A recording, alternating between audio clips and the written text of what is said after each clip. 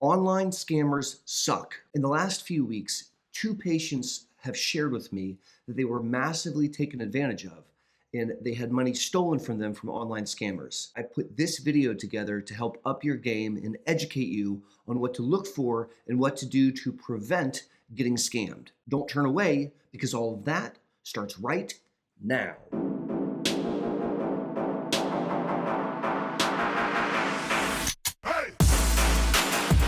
Howdy!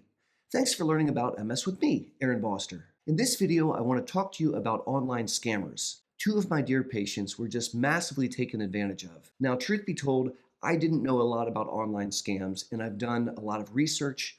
I spent a lot of time at the Federal Trade Commission website, and I've put together this video to help raise awareness, to teach you things to look for, some red flags, and things you can do to prevent being scammed, or what to do if, in fact, you were scammed.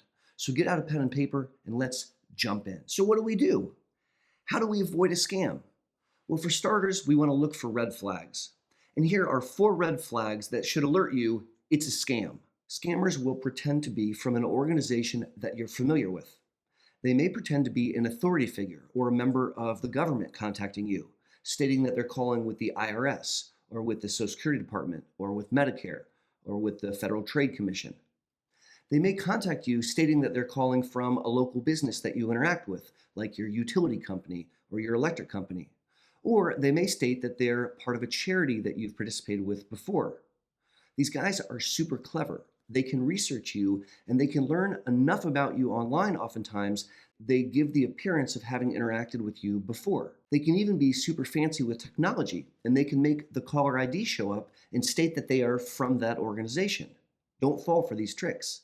Number 2, the scammers will tell you that there is a very big problem or that there is a very big prize on the line. They may tell you that you are in serious trouble with the government or that you owe them money. They may tell you that one of your family members is having an emergency or that they've identified a very serious virus on your computer. They may tell you that they've identified a problem with one of your accounts or that maybe you've won a lottery and simply need to follow a few steps in order to retrieve your money. This is a red flag for sure. Number 3, scammers will try to pressure you to act immediately. They may tell you that you can't hang up the phone yet, or they may threaten to arrest you or deport you or take away your driver's license if you don't follow their instructions immediately.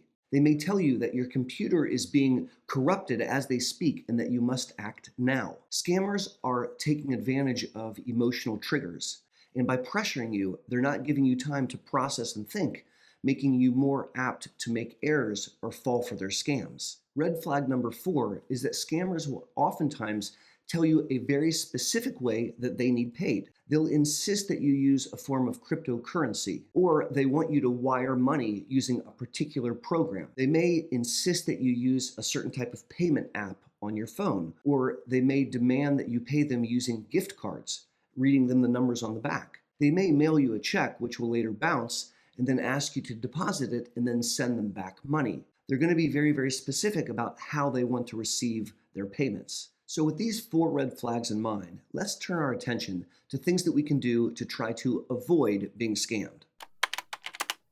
Number 1, I recommend that you block unwanted phone calls.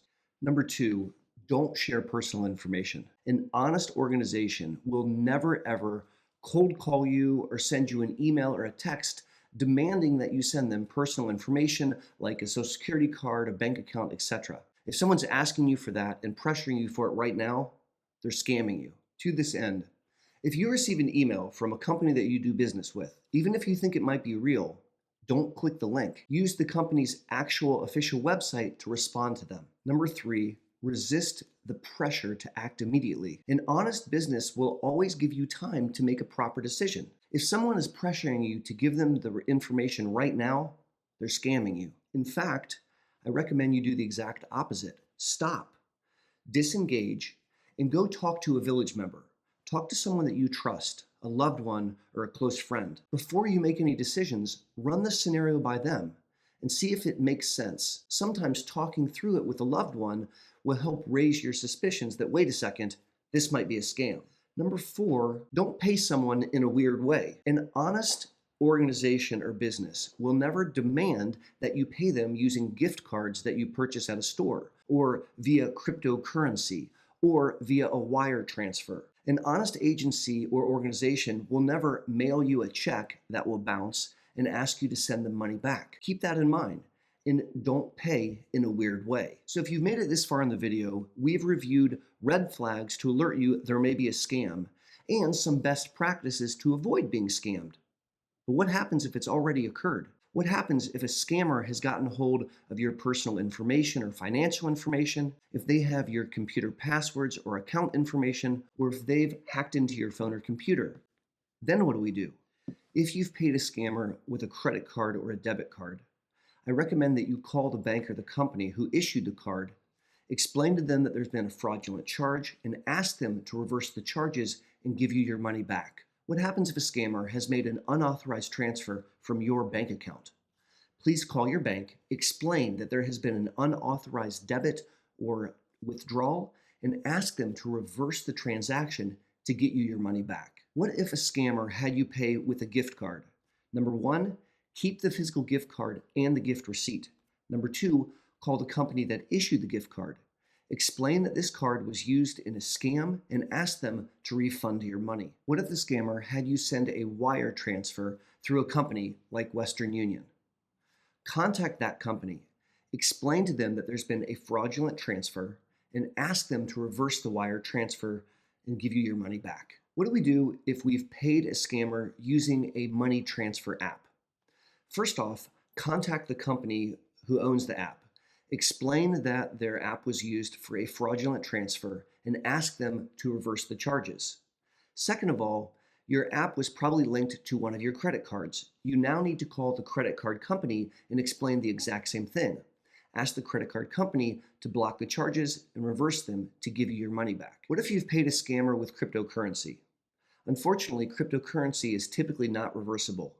Nonetheless, I still think it's a best practice to contact the cryptocurrency company and make them aware of the fraud. Ask them to refund your money and alert them so that they can take steps so that someone else doesn't fall prey to the same scam. What do we do if you mailed the scammer cash? Well, if you use the US Postal Service, you can actually contact them at the number on the screen right now. This is the US Postal Inspection Service, and ask them to attempt to intercept the package. If you used another transport company like UPS, you can do the same thing. Reach out to them and ask them to try to intercept the package. What if the scammer has gotten a hold of your personal information, such as your social security number?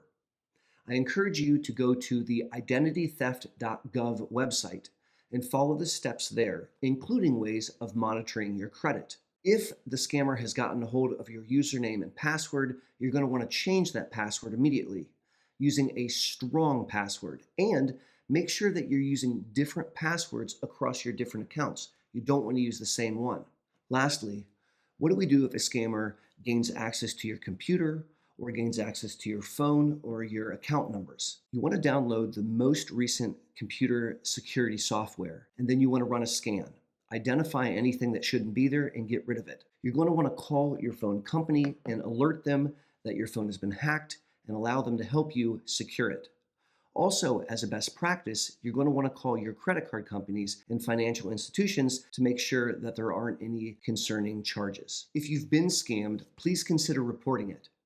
By reporting a scam, the Federal Trade Commission can collect information and build cases against scammers. Go to reportfraud.ftc.gov and report a scam. If you found this video educational, do me a favor and send it to a village member. Send it to a friend or family. Together, we can raise awareness about online scams and keep each other safe. This is Aaron Boster saying be safe, including being safe online, and take care.